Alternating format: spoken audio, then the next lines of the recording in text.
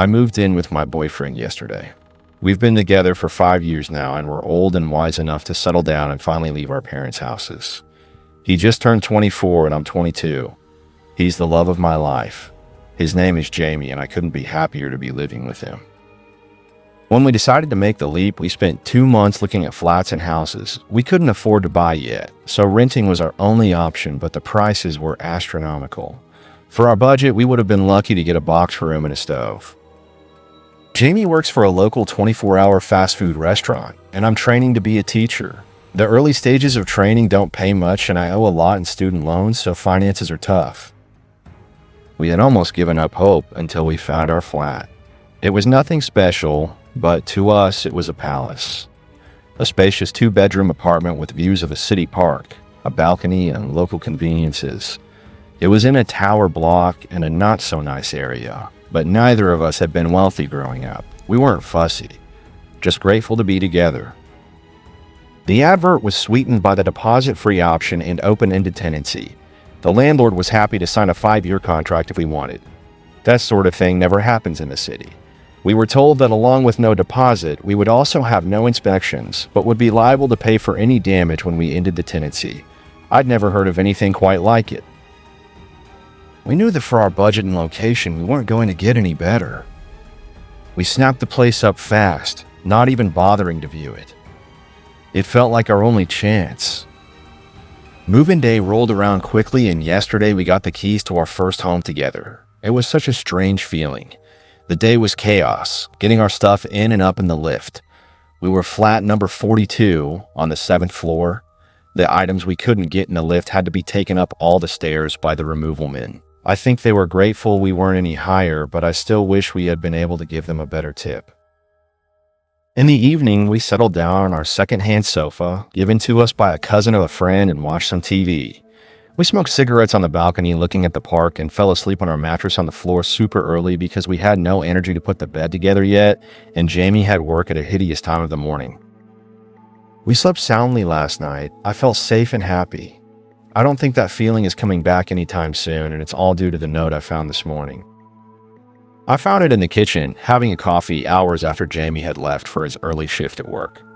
It was in one of the cupboards that were fixed to the wall. There were a bunch of useful items from the previous tenant. Spare keys to the flat, a set of tiny keys that locked and unlocked the windows necessary for those with kids this high up, spare smoke alarm batteries, and a folded up piece of paper. The note was handwritten with "New Occupier of Flat 42" in beautiful cursive on the blank side. I opened it up and sat down to read. I can't really describe it to you, so I'm going to copy it out below. Dear new occupier, firstly, welcome to your new home. I lived here before you for 35 years with my husband. Unfortunately, he had an incident at home recently that I'd rather not discuss that claimed his life. My sister has now decided I can't keep up with the demands of the property and has insisted that I move in with her and her husband. I was reluctant at first, but the stairs do kill me at my age, and without Bernie, it's filled with sadness. Anyway, when you've lived somewhere for as long as I have, it feels like a person that you know. You understand its personality and what makes it tick. I thought it was probably pertinent that I impart some of that knowledge on you. It's a wonderful home. Honestly, I have lived through the best and worst years, and leaving it behind is very emotional, but if you are to survive and get the best out of it, then there are some steps you need to follow. 1. The landlord will never bother you. He doesn't visit, call, or communicate in any way, but make sure to pay your rent in a timely fashion. I have only dealt with him once in 35 years, and let's just say I never missed another rent day. Any repairs required you, speak to the agent you rented the place with. 2. Do not use the communal lift between 1:11 and 3:33 a.m. Just don't do it. This step is vital if you are to have a happy life here. It really is life or death. Don't do it. This has cost me and many others in the building greatly, and I would rather not elaborate on why you shouldn't do this. Just please don't do it. I cannot stress this enough. 3. When you hear the strange animal noises coming from flat 48, don't question it. Mr. Prentice lives there and he's a lovely chap. Don't be afraid to say hello to him in the corridor or on the stairs. He's old school, so he never risks the lift, but whatever you do, don't check on him when you hear the noises. You'll know when you hear them. 4. If you ever come across a window cleaner on the balcony, ignore him. He may seem like the nicest fellow you've ever had trying to sell you something at the door, but it really is best that you don't engage. He will go away if you ignore him, but he tries pretty hard the first few times, so you'll need some resilience. Whatever you do, don't offer him anything. No money, no hot drink. 5. Don't leave food scraps out. Bin or refrigerate them immediately. If you have small animals, it is imperative that you watch them eat and take away any leftover food immediately after they are done. This and Rule 2 go hand in hand. The things forage all day and seem to really love animal feed. You don't want them in your flat, I promise. You can leave what you want out between 1:11 and 3:33 a.m., so you may want to feed your pets then. 6. Don't communicate with any neighbors who claim to come from flats 65 to 72. These flats suffered a fire in the late 80s that devastated the whole floor. All the residents died in their homes. The building was mostly council-owned at the time, and they never bothered to renovate the flats. They've been empty ever since, but every now and again, someone will knock at your door claiming to live in one of these flats and ask to borrow some sugar. They will seem entirely average, but you must shut and lock the door immediately. I installed 2 extra security bolts to avoid these fuckers. I don't like to swear at my age, but they really are fuckers. 7. Simple one for you here, keep a weapon in each room. Sometimes you follow all these steps and something still slips through the net. Better to be safe than sorry. 8. The building has a committee that will try and get you to join. It's one of those neighbors groups about improving living conditions for all residents. It's a nice group, and the lady who runs it, Terry from flat 26, is a fantastic neighbor. By all means, get involved, but I wouldn't recommend babysitting Terry's 2 children. She'll ask you because the poor woman needs a break, but if you accept, don't say I didn't warn you. 9. Stray hairless cats sometimes roam in the hallway. I know they're supposedly a special expensive breed, but they don't belong to anyone. They're mostly harmless, but don't pick them up. Not unless you see one of those neighbors that claims to live in 65 to 72. Then grab the cat and lock it inside with you. It'll burn your skin a little, but the cats are friendly and I wouldn't want to see them hurt. 10. There is no way to fix the damp patch on the ceiling in the bedroom. Sometimes it will turn a deep crimson and look quite concerning, but please try not to be alarmed. It doesn't drip, it doesn't get any bigger, and it's been there longer than I have. The landlord won't budge on it, according to Badgets. I flagged it many times, even called the police the first night it changed color, but it was a waste of time and it will be for you too. It's best to ignore it. 11. You can trust the postman. His name is Ian Flanders and he's been the postman since before I moved in. He has his own key to the main door and delivers post to the door every morning at 8:54. I can't include everything here or it would become a novel, but if you have any questions, Ian will help you. 12. Finally, the first few weeks are the worst. You'll feel like you've made a mistake. I'm sure reading this you already do, but if you can get through the first few weeks, it really is a lovely block to live in. Every property has its quirks, and this one is a little extra special, but you can be truly happy here if you just take my advice. I wish you all the best, I really do.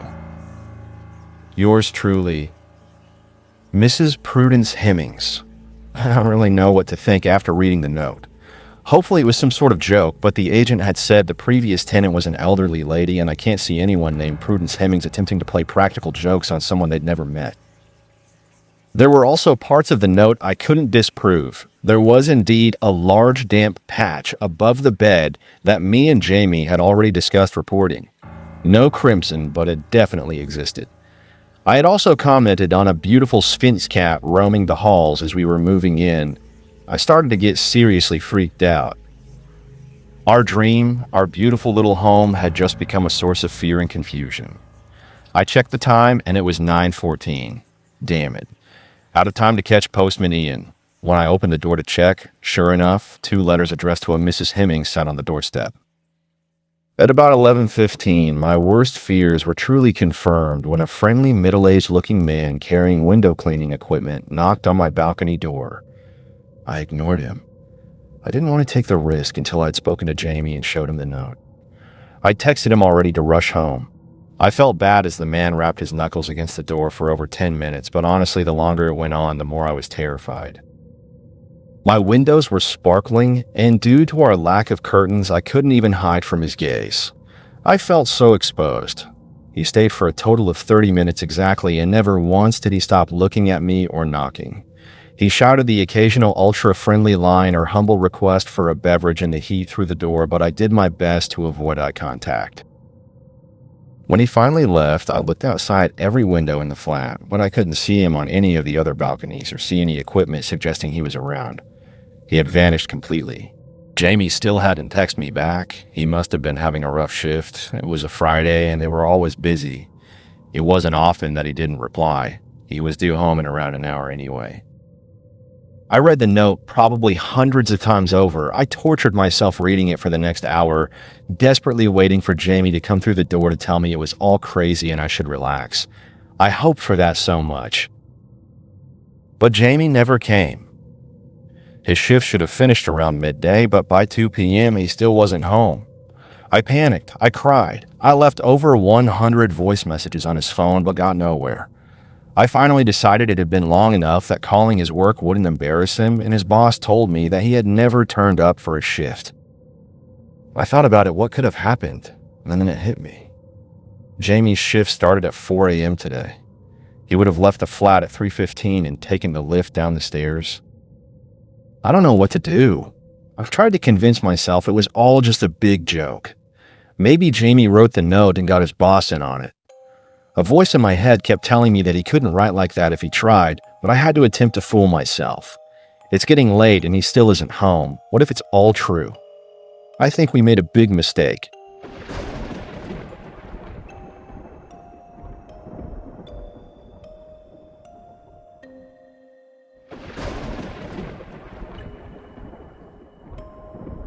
When it's after midnight, we aren't allowed to go downstairs alone. The town I live in is nice enough. It's quiet, a little quaint. My dream is to move to the city once I graduate from college. I want a life where things are busier, more exciting, more alive. I live at home with my parents and my twin sister. Both of my parents are underpaid teachers, so our upbringing has been relatively modest. We've never been spoiled. We've always been told to work hard for every dollar, and gratitude for everything we have has been instilled in us since childhood. My parents must have worked really hard to save money throughout these years, because the house that we've lived in since I was a teen is pretty darn huge. Our tiny little town in general is relatively prestigious. I went online to search up the prices of houses in our neighborhood, and wow. So I do my part to extract wisdom from my parents whenever possible. Clearly, they know a thing or two about how to win at life. Of all of the things my parents ask of me and my sister, the rule they are the most stern about is, if you're going downstairs after midnight, you have to bring someone with you. Ever since we first moved to this house, they would remind us of this rule every chance they got. They'd randomly bring it up at the dinner table or before we'd go off to school.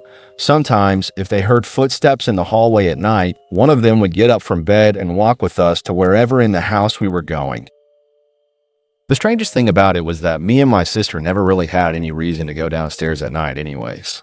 Our rooms, the living room, the kitchen, and pretty much everything else we used was upstairs. Sure, downstairs had a games room and some stuff we maybe needed to pull out from storage from time to time, but overall, I couldn't really think of a scenario where we'd need to go downstairs after midnight. My sister and I would ask my parents about it sometimes. Why do we have this rule? What happens if we break it? They would usually deflect, change the subject, or say, "We'll tell you when you're older, dear." As I got older and older, the fact that my whole family slept upstairs, in a large 2-story house, mind you, became increasingly weird to me. I was curious about what exactly was going on. So, fresh off my 20th birthday, I decided to conjure up a situation where I'd absolutely need to head downstairs after 12 a.m. Mom, I left my laptop in the games room and I need to polish up a paper that I'm submitting tomorrow. Lame excuse, I know. She was skeptical and pushed back a little bit. Can I get up early tomorrow and finish up the essay in the morning? Why did I leave this assignment until the last minute? I was able to assuage these questions pretty easily. I thought it was due 2 days from now. I thought my laptop was in my room. I'm a little bit stressed and I won't be able to sleep if I don't finish it, etc., etc. So she ultimately obliged. We made our way down the small staircase and arrived at the door leading to the downstairs area. Before my mother opened it, she turned to me. Okay. He's likely going to latch on to me. Make sure I don't open the door to the backyard, okay?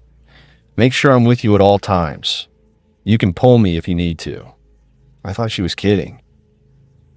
She opened the door. Our downstairs area has another small living room, a small kitchen, and a hallway that leads to our games room and our storage area. I'd accidentally left my laptop in the games room, so as we entered, I immediately turned towards the hallway. I thought my mom would follow me. Instead, I saw her just standing there, shivering, jittery. Her gaze was fixed on the window in the kitchen. It's a big window, with the blinds usually pulled up. The window was a peek into our large, mostly empty backyard. I looked at my mom confusedly as she continued her uninterrupted stare. Slowly, she started walking to the door to our backyard. Mom, what are you dash? That's when I saw him pressed against the window from the outside. His face was obscured by the darkness, but I could see his eyes. Wide open. Wider than eyes should go. Otherworldly. He looked focused. Excited. My mom continued walking to the door. I grabbed her as hard as I could and pulled her away, back to the staircase leading upstairs. I closed the door behind us.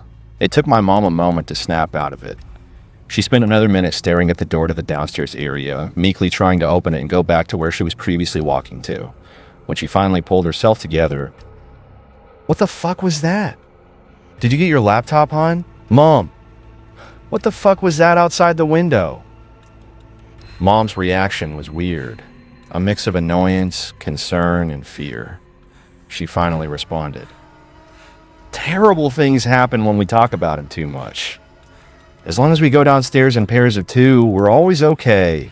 No one's let him in yet." And that was that. I continued asking her as we made our way upstairs, but she just flat out ignored me at this point. I had no idea what to do. I wanted to tell my sister, who was generally super carefree. Part of me thought that it only freaked the hell out of her and achieved nothing. I tried bugging my dad about it, but he also deflected. At most, sometimes he'd say something like, "We just wanted to make sure we could give you and your sister a comfortable upbringing," and then walk away. What the fuck? It's been 2 years since me and my mom went downstairs together after midnight. Since then, we've continued to follow the rule, and we thankfully never run into any problems. I've tried to convince my parents that we should think about downsizing and moving somewhere else, but they'd always say stuff like, "That isn't how this works, dear, and as long as we play it safe after midnight, we'll be okay." That brings me to why I'm writing this today. My parents have been gone for the week, visiting family in another state. My sister left earlier this evening to go to a sleepover with her best friend. I'm home alone for the first time in forever. I don't usually have my phone on me. It takes me a couple of hours at least to read and respond to text messages. I've always been lazy about it. I recently took a look at my phone to see a missed text message from my sister. "Hey, I might have accidentally left the downstairs door open. Just an FYI, please close it whenever you get a sec." She sent this text message 4 hours ago. I read it 10 minutes past midnight. I'm writing this from the closet in my room. So far, I think I'm okay. Maybe she's misremembering and she kept the door shut. The only thing I'm worried about is that I'm starting to shiver a little bit, and I have this inexplicable urge to get out from my hiding spot so that he can find me.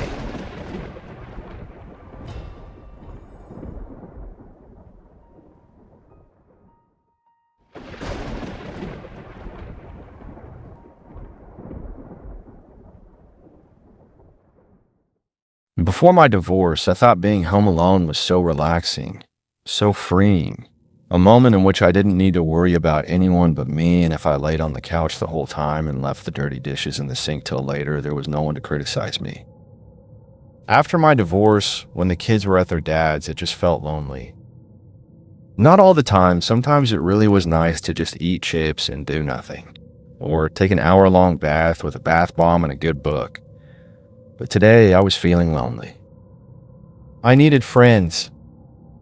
Part of my bedtime routine was to go around the house and pick up any last dishes and trash as I turned the lights off. The dogs normally walk with me, but tonight they were in the backyard and hadn't been quite ready to come in. As I reached my son's bedroom and reached for the light switch, I frowned. I had thought I already turned this one off. Maybe I was more tired than I thought. I flicked the switch, picked up a plate off of his bed, and moved on. After I convinced the dogs to come in, I made my way to my own bedroom. My son's light was on dot. I had turned that off, didn't I? My husky, Chloe, stood next to me this time, ears back flat. A low growl sounded from her throat. I quietly made my way to my bedroom and grabbed my phone and my gun. 911 keyed in, ready to hit the call button. Chloe and I walked through the room, joined by my lab Max. I checked under the bed as they sniffed corners. We checked the closet together. Nothing. No one. I checked the windows, still locked. Chloe relaxed as we walked back out of the room. I flicked off the light. I walked through the rest of the house with both dogs by my side. It's a small enough house. 3 bedrooms, but barely. No basement, no attic. My skin prickled with goosebumps. I made sure the doors and the windows were all locked.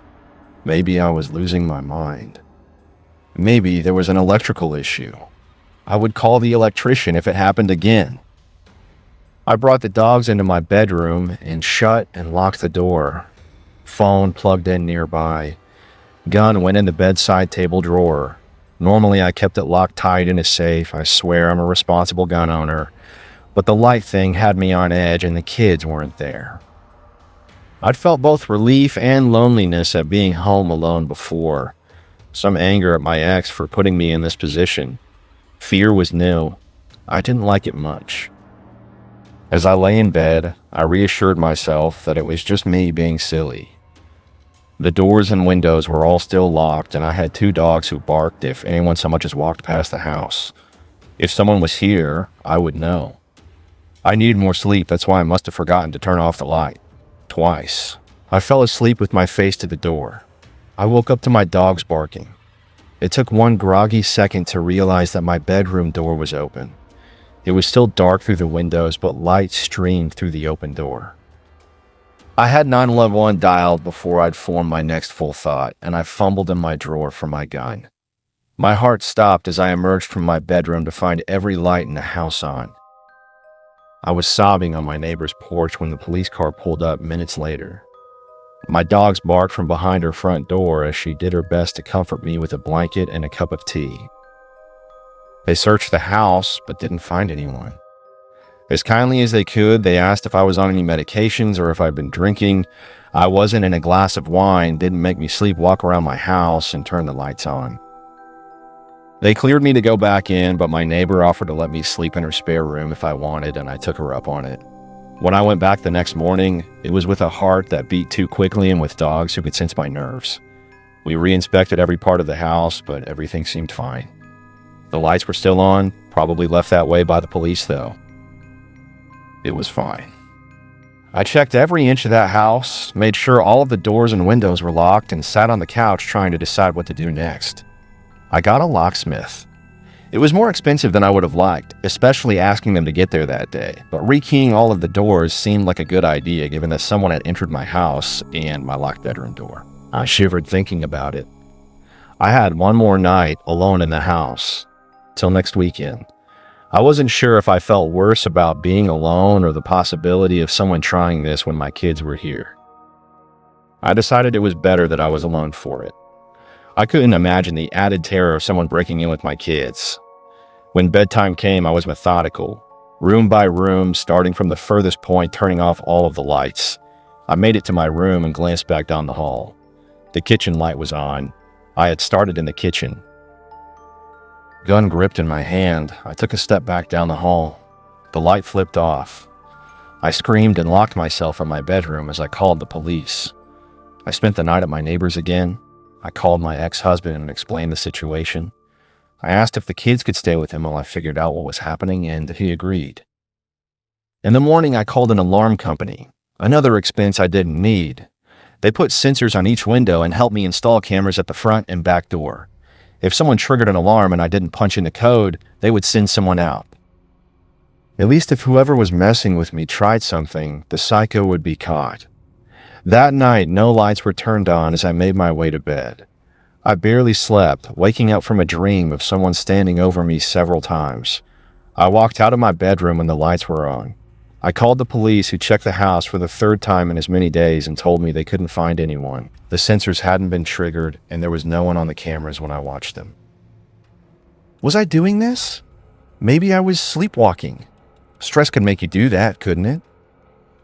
That night, I triple-checked everything. The dog slept in my room with the door locked. I awoke to the sound of glass shattering. My bedroom door was open, dogs nowhere in sight, light flooded through the door. I ran to the kitchen and stopped just short of stepping in. The floor was covered in glass. My cabinets were all open. Every single glass, plate, and bowl were on my floor in pieces. I was on the phone with the dispatcher as I looked around frantically for my dogs. I heard Chloe bark and peered out the window into the dark. They were outside. After the police showed up, for the fourth night in a row, I cried myself back to sleep in my neighbor's spare bedroom. In the morning, she helped me clean up the glass and we sat down and watched the security footage together. I wasn't sure how whoever was doing this had gotten in now that I had changed the locks and secured the windows, but surely they couldn't avoid being on camera as they lured my dogs out of the house. And yet there was no one. We went through the footage for both the front and back door. No one comes anywhere near my front door. We slowed down frame by frame when we got to the point that the dogs went outside. The back door opens. My lights are already on.